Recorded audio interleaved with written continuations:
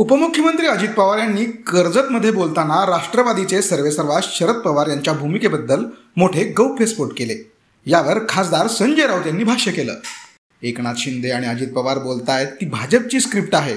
उद्धव ठाकरे आणि शरद पवार यांचं चारित्र्य हनन करण्याचा भाजपचा प्रयत्न आहे। राऊतांच्या आरोपावर भाजपकडून नितेश राणे यांनी प्रतिक्रिया देताना राऊतांचं मागचं पुढचं सर्व काही बाहेर काढलं।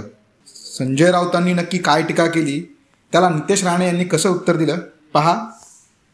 हे जे स्क्रिप्ट आहे, एकनाथ शिंदे किंवा त्यांचे लोक जे बोलत आहेत, अजितदादा किंवा त्यांचे लोक बोलत आहेत, हे स्क्रिप्टेड आहे, ज्याला म्हणतो ना, हे लिहून दिलेलं आहे आणि ही भाजपची भूमिका आहे। जेव्हा आपण एखाद्याचा पराभव करू शकत नाही, जेव्हा तुम्ही उद्धव ठाकरे आणि शिवसेनेचा पराभव करू शकत नाही, जेव्हा तुम्ही माननीय शरद पवार उद्धव ठाकरे यांचा पराभव करू शकत नाही, तेव्हा ही भाजपची नीती आहे, आधी त्यांचा पक्ष फोडा, घर फोडा आणि त्यात नाही तर कॅरेक्टर ॲसॅसिनेशन, चारित्र्य हनन करा,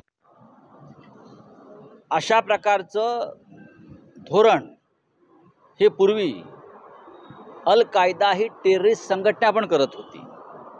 कॅरेक्टर ॲसॅसिनेशन, हल्ले अशा प्रकारचे खोटे आरोप एखाद्या देशावर करायचे।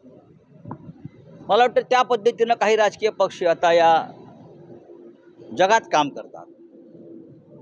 जसं मी अलीकडच्या काही युद्धामध्ये बघितलं, खोटे आरोप करणं, खोट्या भूमिका मांडणं, आम्ही सगळे त्यातून गेलेलो आहोत। माननीय शरद पवार असतील, माननीय उद्धव ठाकरे असतील, यांच्या बाबतीत नेमकं भारतीय जनता पक्षानं हेच केलेलं आहे। आधी पक्ष फोडले, घर फोडलं आणि आता त्यातूनही हे नेते किंवा त्यांचे पक्ष तुटत नाहीत, कोसळत नाहीत, मग त्यांचं चारित्र्य हनन, कॅरेक्टर ॲसॅसिनेशन हे करण्याची सुरुवात आहे प्रत्येकावर। आम्ही त्या सगळ्याला सामोरं जाऊ आणि उभे राहू। बघा, अजितदादाने एक त्यांचा मार्ग स्वीकारलेला आहे, त्यानंतर मिंदे गटानं त्यांचा एक मार्ग स्वीकारला आहे। त्यांनी त्यांचं युद्ध करावं ना, त्यांनी त्यांचं राजकारण करावं। पण उद्धव ठाकरे हजर आहेत, शरद पवार हजर आहेत आणि भारतीय जनता पक्ष सांगत आहे, म्हणजे हे शिंदे आणि पवार सांगत नाही आहेत, अजित पवार, ही BJPची भूमिका आहे, पक्ष आमचा आहे।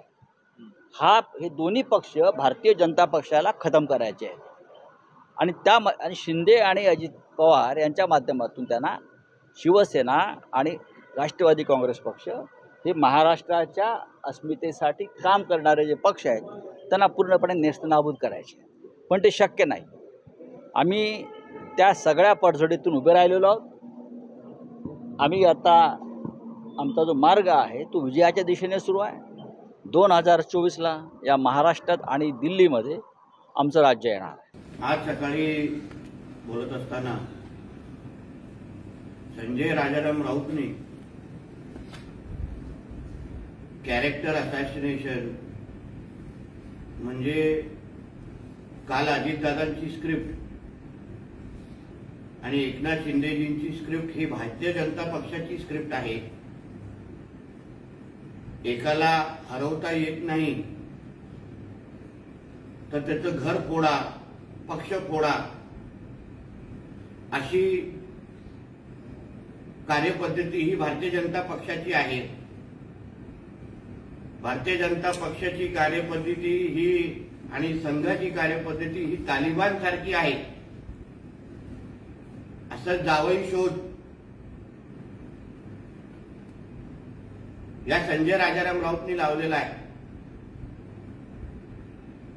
आता मुघलांच्या वंशजांमधले जन्मलेला हा संजय राजाराम राऊत,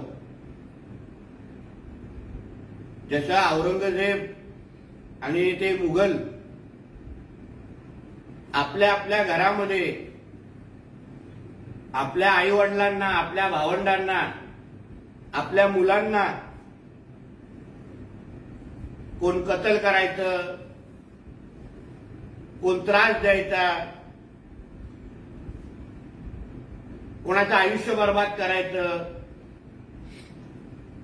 त्या तालमीतला असलेला हा संजय राजाराम राऊत जेव्हा भारतीय जनता पक्ष आणि संघावर टीका करतो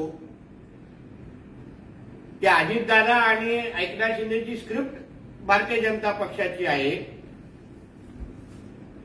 तर मग संजय राजाराम राऊतला थोडं जरा आठवण करून देईन की प्रितीश नंदींना जेव्हा खासदारकी दिली आदरणीय स्वर्गीय बाळासाहेब ठाकरेंनी, मग तेव्हा बाळासाहेब ठाकरे यांनी त्याच्या कुटुंबियांना मी बर्बाद करीन, कामाला लावीन, हे संजय राजाराम राऊतनी का म्हटलेलं? या स्वतःला संजय राजाराम राऊतला 2019ला मुख्यमंत्री बनायचं होतं, त्यासाठी आदरणीय पवार साहेबांना पायगड्या घातल्या होत्या आणि जेव्हा आमदारांना फोन करायला सुरू केलं होतं आणि जेव्हा याला कळलं की हा मुख्यमंत्री बनत नाही आणि उद्धव ठाकरे स्वतः मुख्यमंत्री बनतोय,